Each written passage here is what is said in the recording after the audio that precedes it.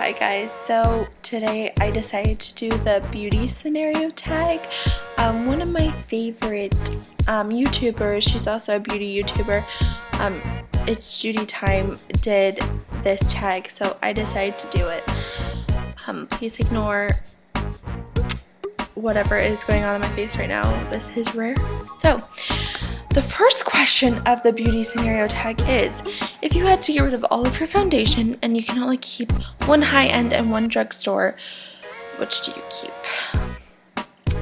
For me, that's extremely easy, at least for the drugstore. For a drugstore, at least, like, I can always depend on L'Oreal, the Lumi foundation, because it is so light, but it gives a nice medium coverage. It feels like there's nothing on your face, but you know your face is covered and it's flawless. For my high end, I'm gonna have to go Match Master with the SPF 20 in it, just because it's one of their lighter foundations and it always blends with my skin so perfectly. Okay, and the second question is, you go for an interview and the lady interviewing you has lipstick on her teeth. Do you approach the subject or ignore it completely?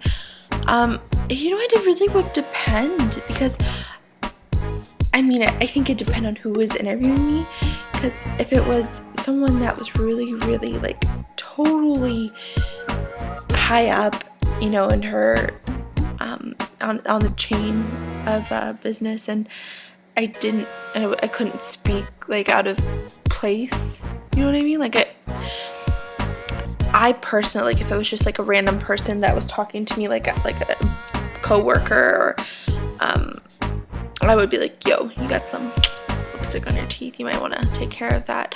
But I think if it's someone really high up, I think I would be too nervous to say that they have a flaw. Okay, you're not feeling yourself and you need to pick me up. Which lipstick do you put on to make yourself feel beautiful? I absolutely have been loving colorful lipsticks, but I love my nude lipsticks, and I'm gonna have to go with my MAC's Creme de Nude lipstick. I'm obsessed with it. It's gorgeous. And yeah, probably that one. The fourth question, you go back in time for a day to your teenage years. How would you do your hair and makeup differently? Funny. I'm technically still in my teenage years. I have about like 2 months left of my teenage years, and then I'm 20.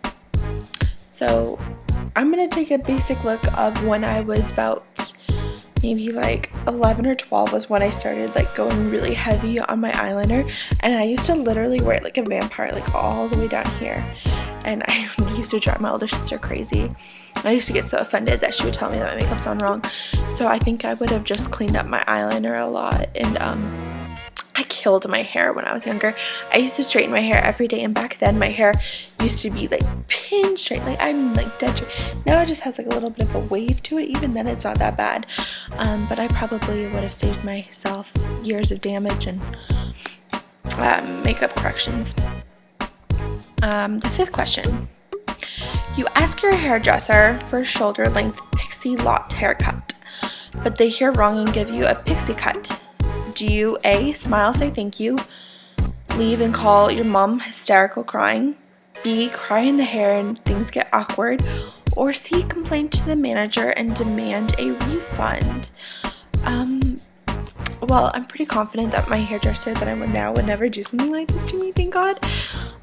But if something like this happened, I probably smile, say thank you, and leave and call my mom hysterically crying.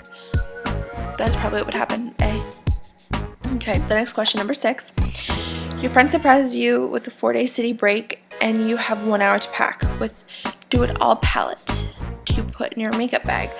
That's pretty easy. I'm gonna have to go with the Pretty Rebel palette from Urban Decay.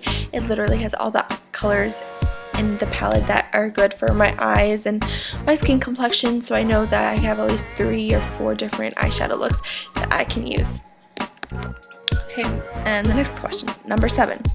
Your house has been robbed. Don't worry, everyone is safe, but your beauty stash has been raided. What's the product you really hope is safe? I'm gonna have to go with my foundation. I have a lot of foundation, but my expensive foundation, like my MAC foundation, like if they touch that, I'm gonna cry. I will cry. Any of my makeups, like I had this occasion, like I'm not gonna call people out, but my makeup got stolen once. Like I had a full bag, like I had a couple drugstore products, but most of it was my MAC eyeshadows and lip gloss, and I think I did have one MAC bronzer in there, and that's expensive. Like that bag probably had over $200 worth of product in it, and it got stolen. A girl took it. I cried. I was not happy. I said some horrible things, and I mean, I never go and buy like a bunch of MAC products at once. I like, especially when I was younger, like I started building my collection, like one eyeshadow at a time, one foundation at a time, because you can not at this age go and just buy, well, I mean, I'm sure there's people that could, but like it takes time to build up a good MAC collection. So it was very sad that I had to start over. Number 8, your friend borrows your makeup and returns it in awful condition. Do you A, just pretend you haven't noticed, B, ask them to repurchase it, or C, secretly do the same thing to theirs? Okay, so